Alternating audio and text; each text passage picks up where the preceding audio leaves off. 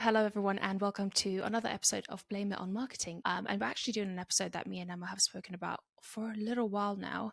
I know we say that a lot, but sometimes it takes a while to find the right guests to do the right episode. And I feel like we've totally nailed it today. So I'm going to let them introduce themselves in just a hot minute. But today's episode is all about learning and continuing to develop in marketing. And we, of course, will know that it's important, but it's also kind of neglected, and I feel like marketers are left to their own accord. So we're going to be discussing that and how we can do that better as individuals and also as team managers and senior leaders. So without further ado, I will let Robyn and Tom introduce themselves. So, hello everyone. First of all, thank you so much for having me. It's really lovely to be here and I'm really excited to be part of the conversation. So I'm Robyn. I started working in marketing back in 2012 now. So since then I've been working in a variety of roles, both agency and client side. That means that I've kind of experienced the pros and cons of both, which is it's quite nice. But the majority of my experience sits within B2B. So most recently, I've been providing cross-channel media strategy for complex global B2B organizations with multiple business units, and now work directly with B2B brands to build more authentic connections to their buyers. Hello, everybody. Thanks again for Emma and Rita for bringing us on. I'm not going to tell you how long I've worked in HR because it ages me, but it's longer than Robyn's been in marketing. I feel the grey gives it away enough anyway. Needless to say, I've been doing what I do for years. So I'm an independent chief people officer. So what that means is I help organisations think about their people strategy in line with their overarching organisational performance strategy. So what is a business trying to do? What do people actually need to do to actually deliver what it is you're trying to do? Which sounds simple, but no company actually has this conversation ever, which is why I kind of step in to drive this conversation. You'd have thought that people go, we have strategy, we have people deliver the strategy, let's figure out how we help them to deliver the strategy. And I think that's one of the... Yeah, well, never any time for that. Never any time to tell people how to do their jobs really well, or give them time to think about how to do their jobs really well. So spent many years in-house, actually quite like Robyn. A lot of my organisations have been business to business, so I get the B2B environment quite well, pretty well. And now I work with a range of clients on an individual basis, helping them solve their people challenges. Thanks, guys. So before we get into the juicy bit of this conversation, we have decided for season 8 that we want to start off by everybody confessing their deep, dark sins when it comes to marketing, or Tom, in your case, HR. So, guys, tell us your deepest, darkest marketing or HR confession. Who would like to go first? Who wants to fess up? I've got too many. Like most of us, if we're all actually honest with ourselves, we've all got the major fuck-ups that we've had in our career. Most of them probably are from when you are green, which is fine. It's fair enough. If you're kind of making the same mistakes like 10 years down the road, you're questioning yourself a bit. The worst I've ever done, so within HR, obviously, we become responsible for things like pay round. So that is the time where all of your managers and leaders decide how much they're going to give you as a pay increase for the year and those sorts of things. And that information is clearly highly confidential, unless you're me and you accidentally email it to the whole company. Oh Lord. Which I will say 90% of HR people have done, but only 10% will admit to it. Oh no! Did you get any responses? Yeah, how quickly did you realise? Well, how I realised was, as soon as you hit the send button and you just go... This is why companies should not use, and I bet you all of my money, which is not a lot of money, that it was Outlook, right, that you did this on, because it's so easy to do that, send all on Outlook. Yes, and it was before the days, so this is going back on, it was before the days that you could do like delay send and stuff like that. Very luckily, I was very good friends with the CIO, so the very next thing I just did after going out and hyperventilating is I walked around to the CIO and went, get that email out of everybody's inboxes now. And IT can do that. IT will always say they can't do these things, but they can. I have proof. Until it comes down to it. So no one saw that email because I even had to put like a tracker on it to make sure nobody opened it. It got, repeated and gone and gone and gone. So yeah. See, even HR people fuck up email sends, guys. It makes me feel better as a marketer.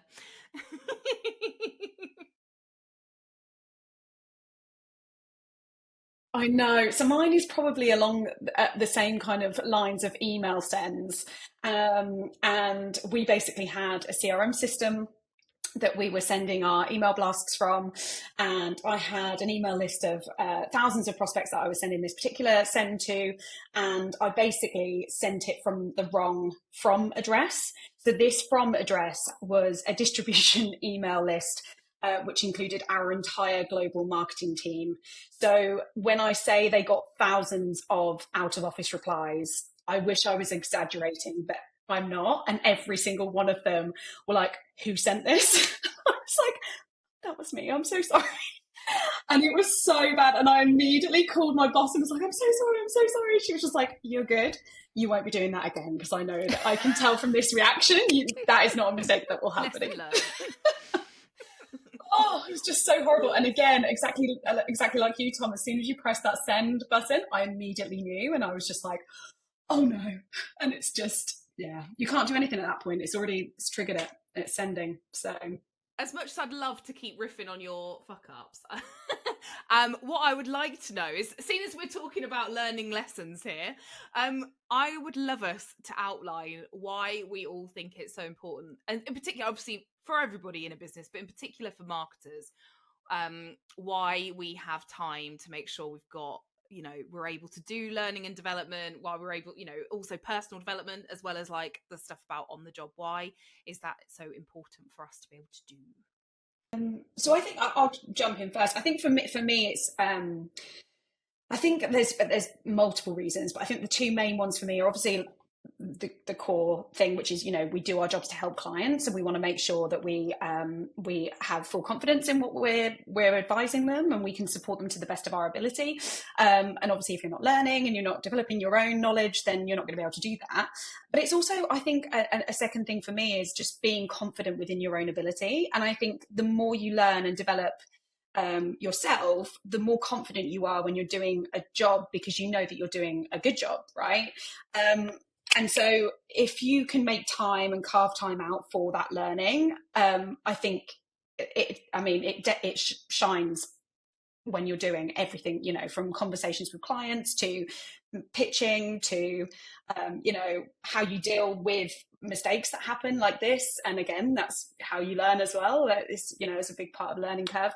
But yeah, I think to be able to bring new concepts, tactics, and ideas to the table, you need to be investing in that learning for yourself, definitely. Yeah, so I agree with everything Robyn said. So I'm going to look at it in a slightly different dimension. The world in which we operate is constantly evolving and constantly changing and constantly moving.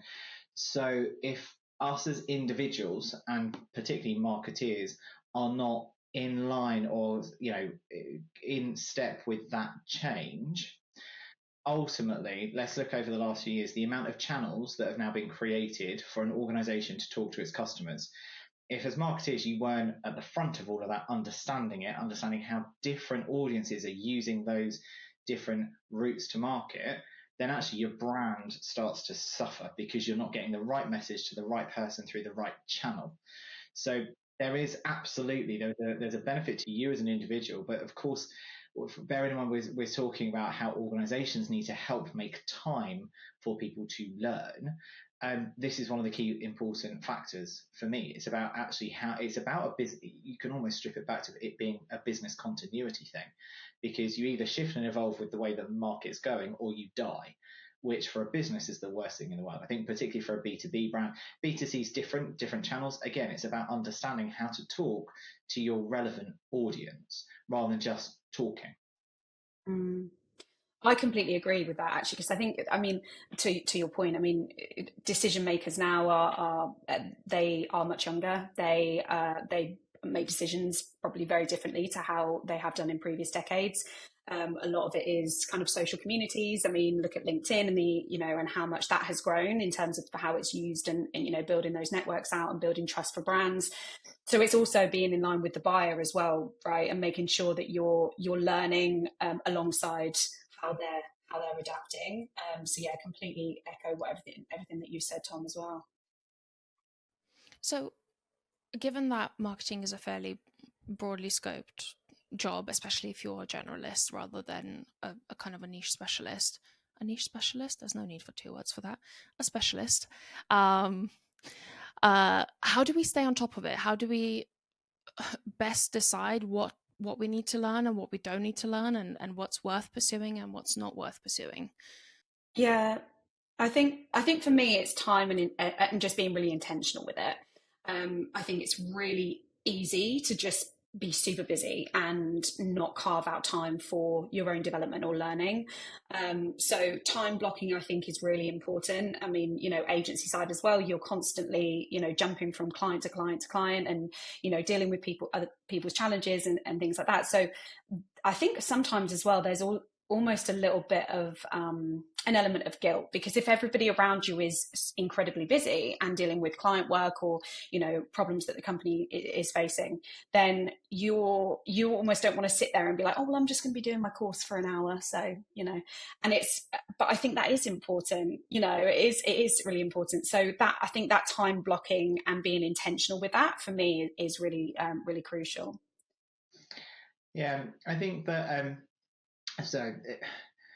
the world is getting more complex. We all know this. We all understand this, right? So how does somebody stay on top of anything? I think what it starts with is actually, what's your passion? What's your passion within marketing? Is it knowing, and what do you therefore want to become the expert at knowing? Even if you're a generalist, all generalists will have specialisms sat underneath what they're doing. So what is it you want to become known for, first of all? So it could be, routes to market, so and social routes to market. That's argument's sake. So actually, what you want to do is you want to start thinking about and looking at actually how are our audience engaging? What are they using? Are they using Snapchat, Twitter? What is it? And actually, just doing. There's a new term. I love every new generation that comes along. They create a new term for something that we've all been doing for 20 years. Micro learning, which is basically learning in short buckets of time, is actually just being really, to Robyn's point, it's about being intentional with it. But it's about not getting overwhelmed, which is really easy to say and really difficult to do. Because if we kind of go, I have to learn all of this stuff, this whole thing that we call marketing, you're going to go, oh my God, that's too big. It's too overwhelming. Whereas if you go, actually, I really, really, really want to focus on social, actually that becomes more manageable. Just psychologically, it becomes more manageable, and you can actually delve into it a bit deeper.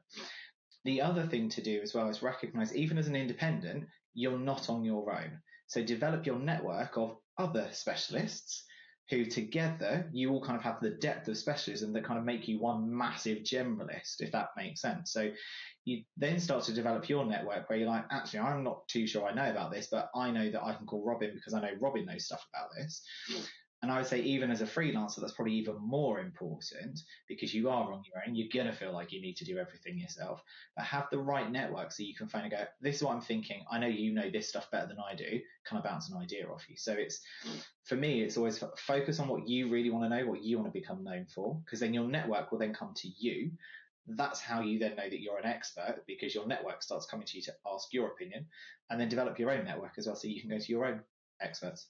One of the things that I have found really, really useful as someone who is a self-taught marketer, I think Robyn and Ruta, we all fall into the same camp here, that we're people that have kind of really learned on the job.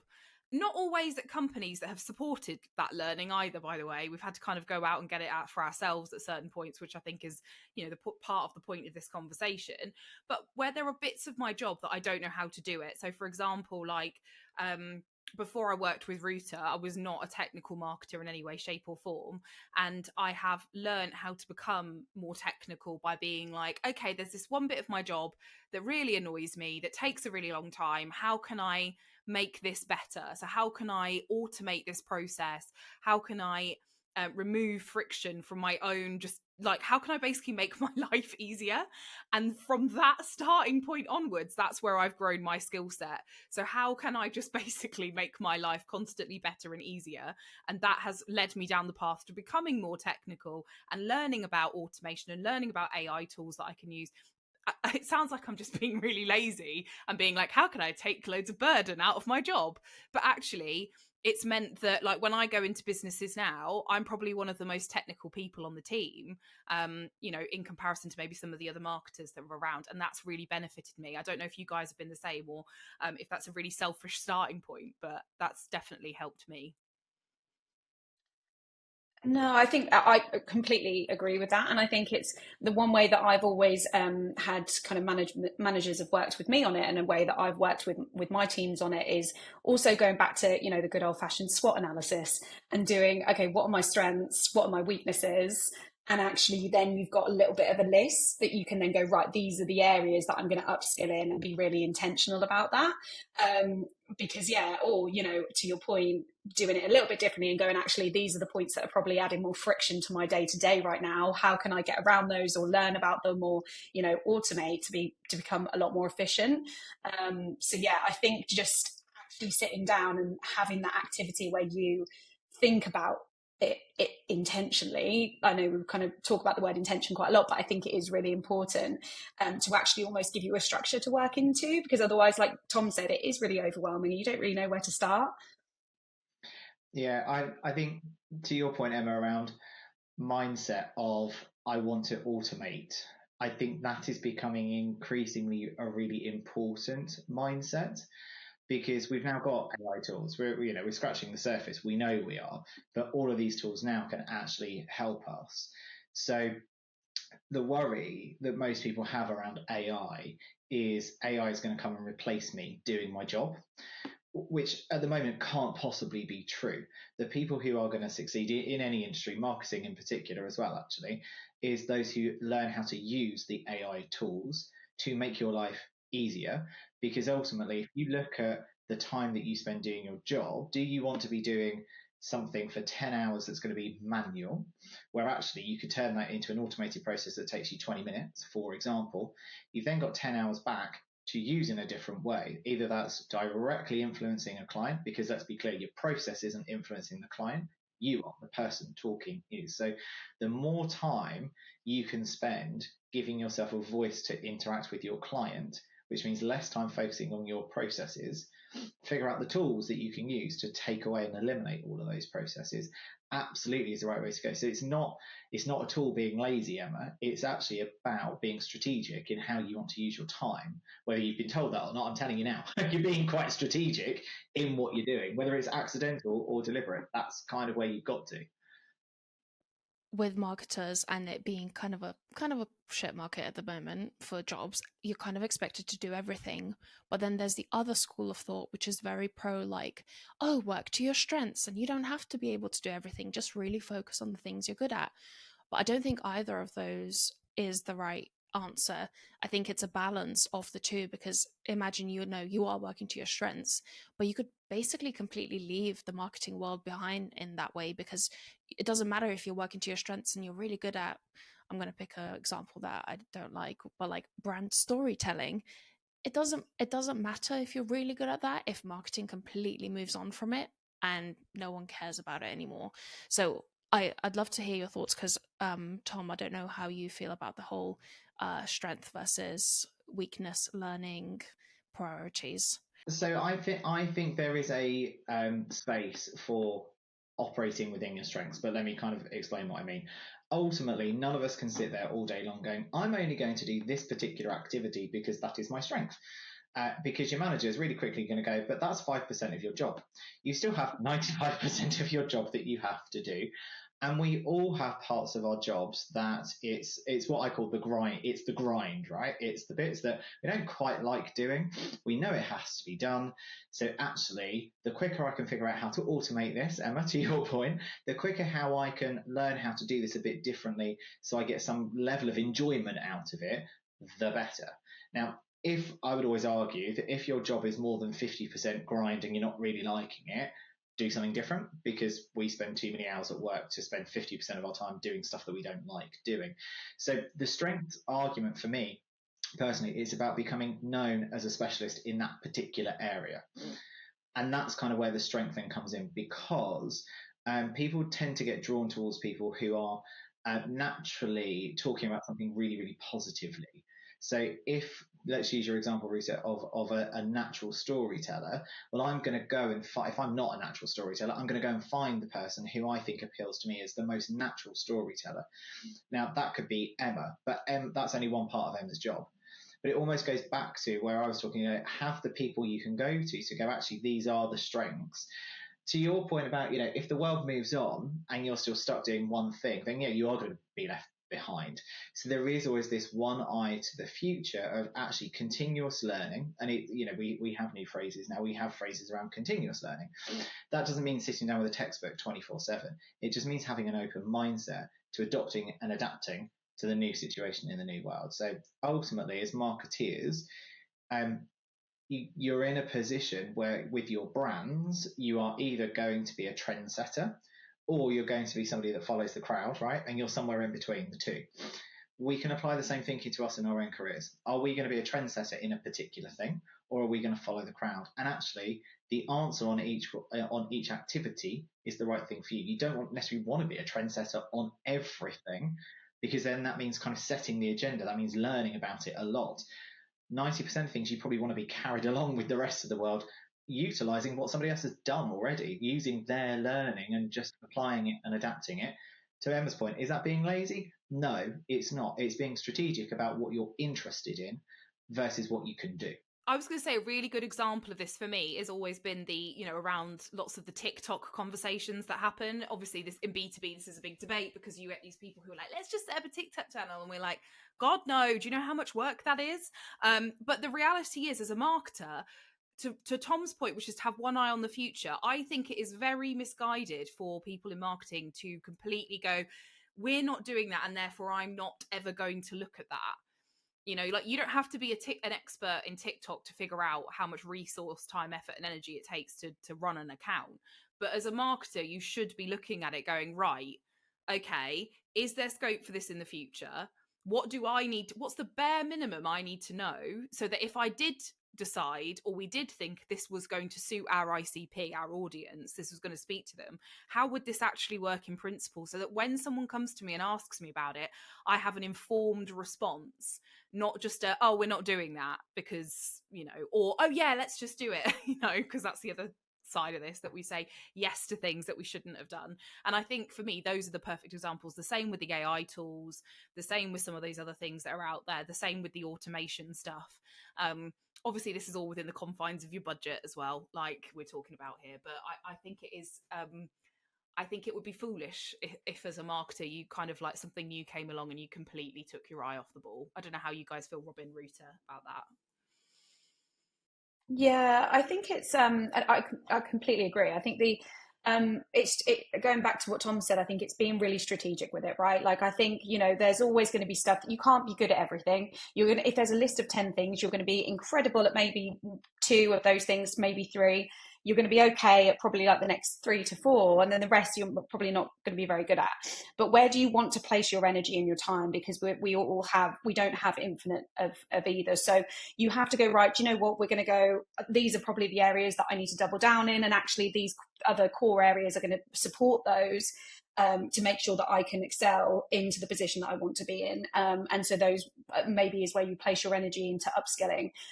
But the rest, don't be afraid to kind of outsource or look for other people within your network that have those skill sets. So, if you're launching a business, like, for example, I'm not a designer. I can't design. I can't, use Photoshop. So that's not in my skill set. So, but I wouldn't sit there for hours learning how to do it, because that's, for me, a bit of a waste of my energy when I can work directly with someone who already has those years of experience, and can create something far quicker, and I can use that time and energy elsewhere.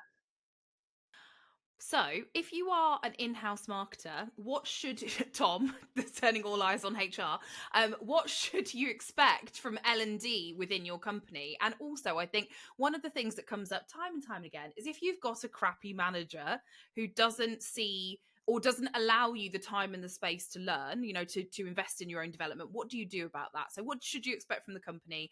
And then, what should you expect from a crappy manager? Or how do you... So I think there's a couple of things to this. So if we take a step back and think about learning in general. So within HR, within learning and development, what you can expect is for that team to help you think about development first of all. So that key question of, well, what does it really mean? So most learning and development organizations will operate on what's called the 70-20-10 principle of development, which basically looks at how you spend your time in terms of your overarching development. So 70% of your development should be what I call through osmosis. So it's learning on the job. We're all sat next to each other. We're on a video call. We're learning, Emma, exactly how you described that you learned how to be a bit more technical from Router. That's sat within your 70% of your time. The next 20% gets a little bit more formal, so it might be in the form of mentoring or coaching or job shadowing or particular assignment-based pieces of work that has a bit more formal structure in it. And then the next 10% is even more formal. So that would be where you might go on a class for something. You physically have to go and attend something. I think the problem that we have when we think about learning and development in that sense, everybody straight away goes to courses. That's not the be all and end all. If we look at how we all learn now, realistically, how many of us really want to go and sit in a week's course that we're then going to forget 5 minutes down the road? So I think what you can really expect from learning and development is most learning and development within an organization are not set up to deliver technical training. And marketing is technical training. What they tend to do, if they are delivering any learning interventions in general, would be to focus on management and leadership skills and that kind of skills path development. Because again, that all comes down to within the business, where does the learning and development function spend its time? So it has to spend its time focusing on the greatest part that it can. And usually most organizations have a need around upskilling the crappy managers. So what do you do if you have a crappy manager? Well, sometimes you have to manage your crappy manager, which also means sometimes you ignore them as well. So what I've done in the past with crappy managers, bearing in mind the conversation we've just had, I've always been quite deliberate about what I want to learn. So I've done that through things like job rotations, or when I'm thinking about what job I want next. I'll come on to kind of career development in a second, but I've become quite deliberate about it. And I will sit down with the manager and go, in this job, I want to learn this, this, this, and this. Is that something you can help me with? If they say yes, they say yes. If they say no, they go, okay, fine, I will go find that somewhere else. But I've always been quite straightforward and pragmatic and strategic about how I'm going to learn and what it is I'm going to do. But a lot of people get to the point thinking that learning and development should be teaching me, or the company should be making me learn. No, sorry to all of your listeners who think that. You need to switch this paradigm on its head. You as the individual are responsible for your development. The organization is there to help you, give you the construct and the thinking around how to do that. Or in some cases, you'll also get, you might sit down with somebody in learning and development and go, I want to learn about this. I'm really struggling to find out how I might do that. And that is where that consultation piece might come in with learning and development. But most businesses don't have a big learning and development function. But even if they do, the onus is on you as the individual. So then in a way, it doesn't really matter if you've got a crappy manager or not, because you're taking ownership of your own development. And I see a lot of people, if you think about the work I've done, I've seen a lot of people enter the workforce kind of develop through. People tend to have this realization when they hit about 28. There's a sweeping statement in a way, but people get to about 28 go, oh, no one's teaching me anymore. And actually that's right. And actually, I'm not surprised it takes that long, because most people, by the time they've hit 28, they've been so many years through formal education where they have been being taught. Nobody ever really sits them down and goes, right, now you're in the big wide world of work. No one's doing that anymore. It's on you. So let us help you figure out how you're going to figure this out, because no one's ever taught them this skill set before. So there is a bit of a paradigm shift, and it normally happens at kind of late 20s, where people go, oh, actually, this is on me. They then spend a year or two going, well, that's not fair, it's on me. Company, you should be developing me. They then eventually get and go, actually, no, this is about me. So I need to take the onus here. So then it doesn't really matter if you have a crappy manager or not, because you can just kind of ignore them in a way. But if you have a crappy manager, best advice is sit down and be really clear. This is what I want from you. This. Can you do this? Yes or no? If not, find somebody else in the business, because one of the managers will help you. People generally want to help everybody. You just might have caught your manager on a crap day, or whatever. You might just have a really crap manager. If you have a really, really, really crap manager, it's going to show up in more ways than just their ability to help you access learning and development.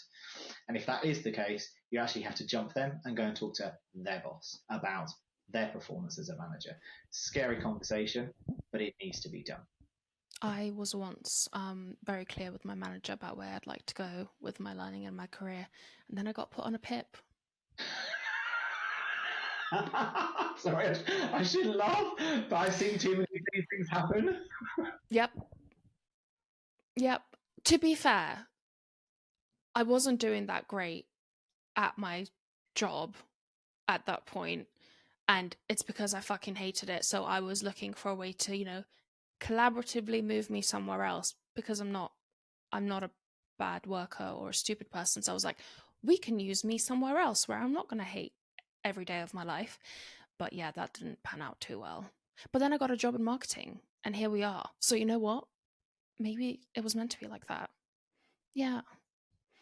And to be fair, these things do happen. I'm really sorry. I really shouldn't be laughing, but I've seen too many examples of this that, to me, it has now become quite funny. But ultimately, that's kind of where you go, right, there is a mismatch here between expectations. And actually, there's a really clear signal there. Rita's going, I'm brilliant. I want to learn and develop and do all of this stuff. And then 2 days later, your manager goes, actually, you're really not. Now, there's a mismanagement there. Have you missed signals along the way? Has somebody not been explicit? Blah, blah, blah, blah, blah. We don't need to go into it. But this, again, becomes about ownership. And if you go back to something you said, Rita, which is maybe even have that conversation, which is even clearer, to go, look, this is not working in this job. Is there a way that you can facilitate helping me get out of here? Because keeping you within an organisation is the best thing for the organisation. And you're right, no one goes to work, or touch wood, 99.9% of people go to work to do a good job. They don't go to fuck about. They go because they want to do something. They don't just want to sit there. And sometimes it doesn't work, right? Sometimes it doesn't work. I think as well, just being proactive with it as well, to your own point, Tom, like I've always felt an element of trying, ownership over that, and trying to make sure that I'm being really proactive with, okay, where do I want to be in a year's time? And then how can I get there? And it might be identifying someone within my organization who could act as a mentor for me. So I'll go and have a conversation with them and say, would you be happy to have maybe a bi-weekly or a monthly with me, just so that we can discuss on a few topics, and you can maybe upskill me on a few areas and help me. And then going to your boss and saying, look, these are the things that I want to achieve, and I've already proactively gone to this person, set up a mentorship. I've already done this LinkedIn learning course. I've already, there might be several other things that you could do, signed up for free events that are happening, there's tons of them. So I think being really proactive with that as well is really important, like you say, and taking that ownership. And just carving your own path a little bit, because when everyone's super busy as well, to your point around having a crappy manager, and it might be so unintentional, but they're just so busy that they just haven't got the headspace to go, actually, how can I build out this learning path for you? So going to them and say, look, these are the proactive steps that I've already taken. Can you see any other areas, or have you got any other ideas in which I can build on that? I find really effective as well. I just did a bunch of H1 reviews with some marketers, and one of my kind of first learning and development questions are, what have you learned this past whatever time period? And if the answer is nothing, then we need to fix that. But I think actually acknowledging, like, hey, am I developing, and maybe helping someone, because you can be, as an individual as well, super duper busy, right? And you're just going, and you're doing your day-to-day stuff, and you kind of, you nail it, you're super efficient, and then you look back and you're like, oh yeah, I haven't learned anything new in the past 6 months. That's probably not a good thing. So maybe starting that conversation if you can as well, if you're a good manager. I think that's really helpful, a little cue. But I think on that point, Rita, again, that sometimes what it does in the individual, it sparks the idea of, what have I sat down to study? So where you're saying, what have you learned in the last 6 months? The reason why they're probably drawing a blank is because they're not going, well, I haven't sat down and studied anything. I haven't learned anything. But actually, if you open the conversation in slightly different ways, so almost like what's different today compared to 6 months ago, they'll start telling you what's different. And that is, as a manager, it's then your job to then point it out and go, that is learning. Well done. you have learned a crap load of stuff. I have Because I have we very are, good marketers, so they did answer well. But I'm so with you on the fact that, you know, rarely do we sit down and do courses, I think. But also, like, what did you try? Like, even if it's not what did you learn, what stuff did you try? And then from that, what did you learn? Because that's the natural path for us in marketing. We're supposed to be experimenting. We're supposed to be trying new things. So even if you can answer that, what stuff did you try? You will have naturally, by nature of trying stuff, you should have learned something. And if you didn't, terrifying. Well, it's even learning what not to do. So I learned that tool's really crap. Great, you learned it. Well done. Because we always focus on what I've learned to do better. And actually knowing what not to do is equally as important as knowing what to do. So to your point, Emma, about you're in an industry where you're supposed to be trialing new things. How many of those new things are ever actually going to pan out to something you then carry on doing? But even if you were kind and said, 20% of the things we're going to do, we're going to kind of carry on with, well, you're learning that 80% doesn't work, and that's good, and you haven't gone back to it, and you're not wasting your time on it anymore because you're constantly selecting the right things and filtering out the crap. Yeah, I think for me as well, asking the question, how much more confident do you feel at a particular thing as well? So if you've got someone, for example, that doesn't feel confident with a public speaking, and they want to try and become more confident, and when you sit down with them and you say, oh, how do you feel about, you know, how confident you feel doing that versus how you felt this time last year, and they'll go, oh, well, yeah, it's just a normal part of my job now. And it's almost having that check-in to go, actually, you know, I do it regularly now, and practice is just, you know, it's small steps, isn't it? And it's not always perfection, but it's progress, and making sure that you're taking those small steps to that bigger, wider goal that you're trying to achieve. Although apparently public speaking is now the biggest source of anxiety in professionals going. The idea of having speak publicly. Yeah, literally somebody's a research paper that kind of came out over the weekend. It is the thing that induces the highest levels of anxiety in people. Wow. I guess also we've been online for so long, haven't we, as well? Like, I think there's such a difference between doing this and then standing up in front of a crowd of people. One thing I want to touch on before we wrap up with your marketing gossip at the end of this episode is Ruta and I are we are performance management girlies. You know, we love it. Tom, you'll be really pleased to hear, and it should be no shock to you as we've worked for many a performance management tech company. Some of the things that we would advocate for as well as either managers or employees are to do things like ask for constructive feedback. It's terrifying, but if you ask for it and you say, you know, all you need to ask is, what do you think I could have done better? That's all you need to ask, in the same way that if you're a manager, you should be asking that question all the time anyway. So if you're not, we're shaming you. Also having things like insisting, if you're the employee, or, you know, your manager should be doing this stuff anyway, but, you know, if you don't have objectives, you don't have goals set, you can set yourself personal development goals or work related goals yourself. If they're not coming from the top down, you can do that for yourself, and we would absolutely highly advocate for that. And you should be sharing that back with your manager to say, we haven't got any objectives, but I've set myself some. This is what they are. This is how I'm going to measure them. And then the final thing, again, is just making sure you are actually having those like check-in conversations, and they're not just about your day-to-day work. Like, they need to extend beyond just, have you finished your task list? Like, these are all really important parts of learning, I think, and usually taken for granted, and things that people do not have time for, but do them, because they will make a massive difference to you being able to, you know, feel like you've actually achieved something.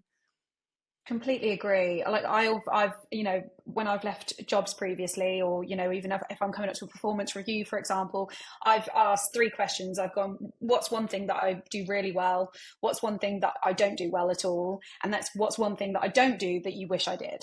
And that sometimes highlights, you know, it gets them thinking and going, actually, you know, there's this one thing that, and you're not a mind reader, you might not know because it might not have come up, but it's a way that you can go, actually, this is a way that I can do my job a little bit better and show up a little bit more for somebody. And keeping your receipts as well, because we were obviously focusing on the feedback that's constructive and building on that, but also there will be amazing stuff that people are like, you're really good at this, and I love that you do that. And that might contribute, that feedback is almost a demonstration to your, when you're going into your performance review, you can say, look, I've definitely progressed in this because I'm getting all this great feedback to do with this particular goal that I've set myself. So I think that's really important as well. Oh, doesn't it feel like we're filming a Clear Review webinar? Isn't it just warm and cozy and wonderful?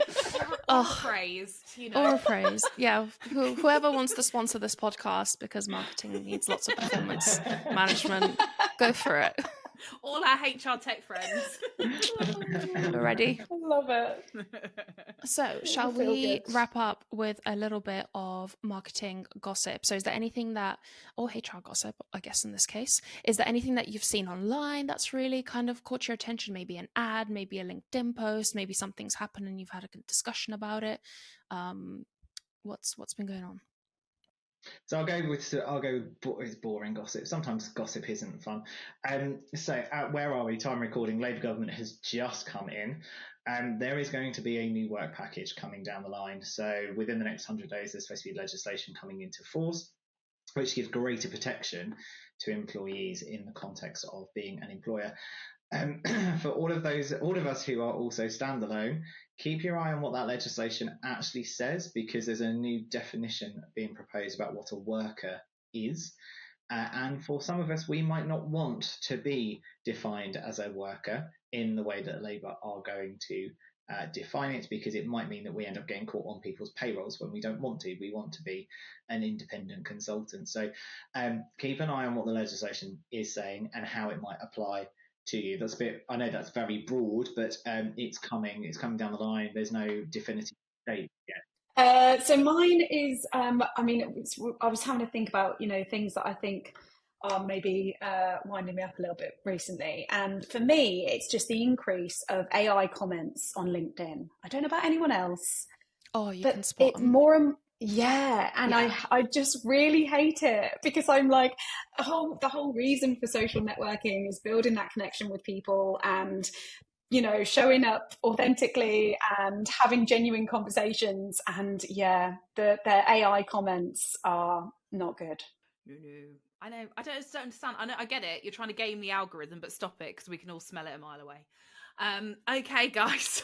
Well, thank you, Tom and Robyn. It's been awesome. I think this is a really important episode for everybody who works in marketing, whether you're in-house or outsourced, or whatever it is you do marketing-wise. Learning and development is really important. I think Tom's point, which was all about it's on you, is probably, for me, the biggest takeaway, just to remind yourself that you do need to carve out time and be super intentional, as well as Robyn said. So thanks, guys. It's been wonderful. And yeah, we look forward to seeing you next time. Thanks. Bye.